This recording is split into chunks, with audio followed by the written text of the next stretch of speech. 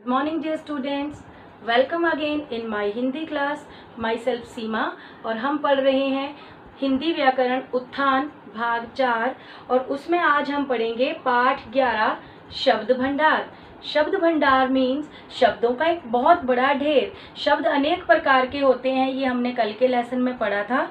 उसमें से अनेक प्रकार के शब्दों में से आज हम एक ही प्रकार के शब्द चुनकर लाए हैं जो है हमारे पर्यायवाची शब्द. बच्चों, आपके अप्रैल माह के सिलेबस में पर्यायवाची शब्द दिए गए हैं अग्नि से लेकर बादल तक. आज हम उन्हीं की दोहराई करेंगे. मैं आपको बोर्ड पर लिखकर भी दिखाऊंगी. पहले हम ये समझ लेते हैं कि पर्यायवाची शब्द क्या होते हैं. मैं आपको कुछ एग्जाम्पल दूंगी, कुछ उदाहरण दूंगी, उसके द्वारा मैं आपको समझाऊंगी कि पर्यायवाची शब्द क्या होते हैं. ये देखिए, ये मेरे हाथ में क्या है, ये एक फूल है. फूल, बच्चे देखो, फूल को अलग अलग नामों से जानते हैं. फूल को हम पुष्प भी कह देते हैं, सुमन भी कहते हैं, और तो और हम इसे प्रसून भी कह देते हैं. और इसके साथ देखो, ये हैं इसके पत्ते. पत्ता जो शब्द है, देखो, पत्ते को हम पत्र भी कहते हैं, पर्ण भी कहते हैं, और इसको पल्लव भी कहते हैं. तो देखा, इसका भी कितने सारे नाम होते हैं. बहुत सारे नामों से हम फूल को जानते हैं. पत्ते के भी कितने सारे नाम हमने देख लिए. अब एक और उदाहरण देखिए, ये है मेरे हाथ में मैंगो, आम. सबको पसंद है ना आम खाना, मीठा मीठा गर्मियों में, है ना. तो इस आम को भी हम अलग अलग नाम से जानते हैं. आम भी इसको कहते हैं, आम्र भी कहते हैं, और इसका एक नाम रसाल भी है, रसाल. और इसका एक नाम अमृत फल भी है. अमृत के समान मीठा इसका स्वाद होता है, तो इसलिए हम इसे अमृत फल भी कहते हैं. तो देखो, एक ही चीज के कितने सारे नाम हो सकते हैं. आम के हमने कितने नाम पढ़े, फूल के हमने कितने नाम सुन लिए, पत्ते के भी कितने नाम देख लिए. तो ऐसे शब्द जो एक ही वस्तु के अलग अलग नाम के बारे में बताते हैं, उन शब्दों को हम पर्यायवाची शब्द कहते हैं. देखो, एक समान अर्थ देने वाले शब्द जो एक समान अर्थ देते हैं, किसी एक ही शब्द को एक ही वस्तु के बारे में बताते हैं, उन्हें हम पर्यायवाची शब्द कहते हैं. एक समान अर्थ देने वाले मतलब समान अर्थ देते हैं. नाम उनके अलग अलग होते हैं, लेकिन वस्तु एक ही होती है. अलग अलग नाम जब एक वस्तु को दिए जाते हैं, एक ही शब्द को जब हम अलग अलग नामों से पुकारते हैं, तो उन्हें हम पर्यायवाची शब्द कहते हैं. तो जो आज हम आपकी बुक में जो आपको दिए गए हैं सिलेबस में, हम वो पर्यायवाची शब्द पढ़ने वाले हैं. उसमें देखो, पहला है हमारा अग्नि. अग्नि क्या होती है? आग, जिसपे हम खाना पकाते हैं. आग देखी है ना सबने. आग से खेलना खतरनाक भी होता है, आग से नहीं खेलना चाहिए कभी भी. तो चलो, आग के हम पर्यायवाची शब्द लिख लेते हैं कि आग को हम और किस किस नाम से जानते हैं. देखो, आग, अग्नि को हम आग भी कहते हैं, आग, पावक, पावक, और अनल, अनल, अनल. देखो, अग्नि को हम कितने नाम से जान रहे हैं, आग भी कहते हैं, पावक भी कहते हैं, और अनल भी कहते हैं. उसके बाद है आकाश. आकाश का एक नाम होता है नभ. इसको और क्या कहते हैं? गगन, गगन भी कहते हैं, और आसमान, आसमान भी इसी का नाम है. देखो, वस्तु एक है, उसके नाम अनेक हैं, अलग अलग नाम हैं. आंख को हम और क्या क्या कह सकते हैं? नयन, आंख को हम नयन भी कहते हैं, नेत्र और चक्षु. नयन, नेत्र और चक्षु. उसके बाद है ईश्वर, भगवान. ईश्वर की सभी पूजा करते हो ना घर में. ईश्वर, ईश्वर को हम क्या किस किस नाम से जानते हैं? भगवान. कुछ लोग उसे भगवान कहते हैं, कुछ प्रभु कहते हैं, प्रभु. और कुछ इसे और किस नाम से जानते हैं भगवान को?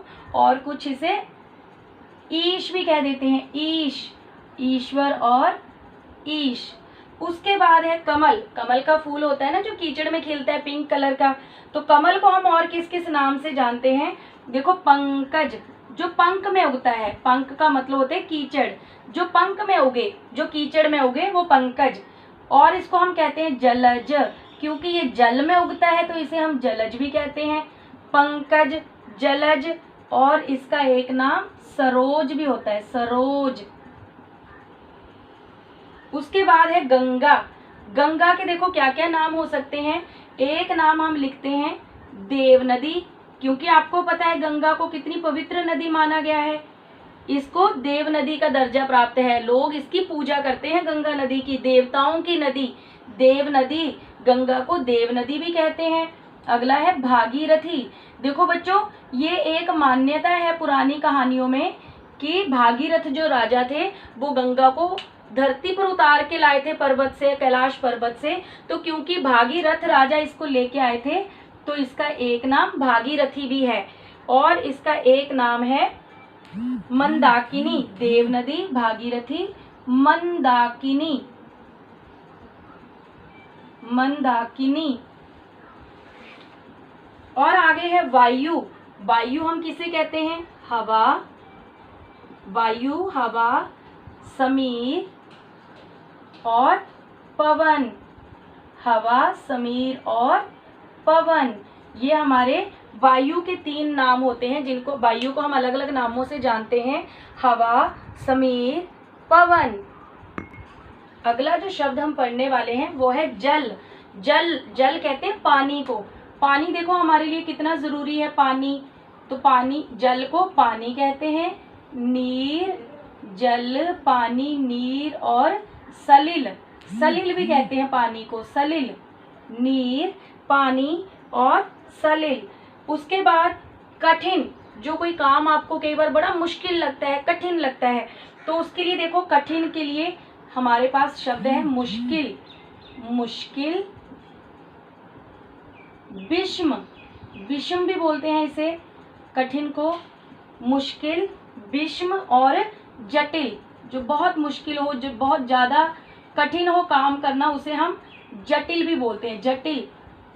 उसके बाद है कपड़ा। कपड़े को और किस किस नाम से जानते हैं? देखो कपड़े को हम कहते हैं चीर, चीर, पट, पट भी कहते हैं, और बसन, चीर, पट, बसन। उसके बाद है घर। घर को हम और किस किस नाम से जानते हैं? गृह, सदन, सदन और आल्य, ये घर के पर्यायवाची शब्द हैं। गृह, सदन, आल्य। दिन, जैसे सोमवार, मंगलवार, ये क्या है? दिन है, तो इनको हम दिन को और क्या कहते हैं? वार, वासर, वासर और दिवस, दिवस भी कहते हैं, वार, वासर और दिवस। उसके बाद है नदी। नदी को देखो और कितने नाम होते हैं नदी के? नदी के लिए एक नाम होता है सरिता, सरिता, तटिनी। देखो तट का मतलब होता है किनारा, जिसके 2 किनारे होते हैं, 2 तट होते हैं, तो इसलिए इसे तटिनी कहते हैं। और एक नाम होता है तरंगिनी, तरंगिनी। देखो तरंगे उठती हैं इसमें, तरंगे मतलब पानी की लहरें उठती हैं, इसमें पानी की लहरें उठती हैं, तरंगे उठती हैं, तो इसलिए इसका एक नाम तरंगिनी भी है। उसके बाद है पक्षी। पक्षी देखे ना सबने उड़ते हुए आसमान पर या पेड़ों पे बैठे हुए, तो पक्षी का एक नाम होता है पंछी, पंछी, और हम इन्हें कहते हैं खग, और इनको एक बिहग नाम से भी हम जानते हैं, बिहग, कई बार इन्हें बिहग भी कहा जाता है। उसके बाद है पर्वत। पर्वत किसे कहते हैं? पहाड़ को। पर्वत का एक शब्द तो हो गया पहाड़, दूसरा इसके लिए लिखो शैल, शैल, शैल भी पहाड़ को कहते हैं, और इसको एक और नाम से जानते हैं गिरी, गिरी भी कहते हैं, हम पहाड़ को ही कहते हैं।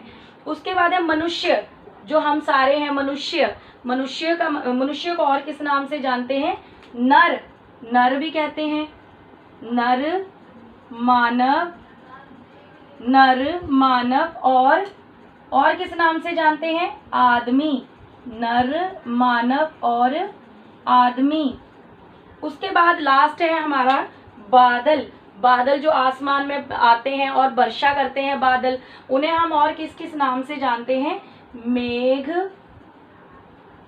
मेघ, घन और जलद, मेघ, घन और जलद। तो देखो बच्चों, यही थे आज के सिलेबस में पर्यायवाची शब्द। ये सारे ही शब्द आपने अच्छी तरह से इन शब्दों की प्रैक्टिस करनी है। ये आपके एग्जाम पॉइंट ऑफ व्यू से भी बहुत इंपॉर्टेंट है। और ये जो आपके सिलेबस में थे, अग्नि से लेकर अग्नि से लेकर बादल तक ये हमने सारे पढ़ लिए हैं। आप इस वीडियो को पॉज करके सारे नोट कर सकते हैं। जिन बच्चों ने अपनी कॉपी पर ये पहले नहीं किए होंगे वो वीडियो से देख के पॉज करके उसको नोट कर सकते हैं अपनी कॉपी पर। आज के लिए बच्चों बस इतना ही। कल हम फिर मिलेंगे एक नए टॉपिक के साथ। Till then bye bye.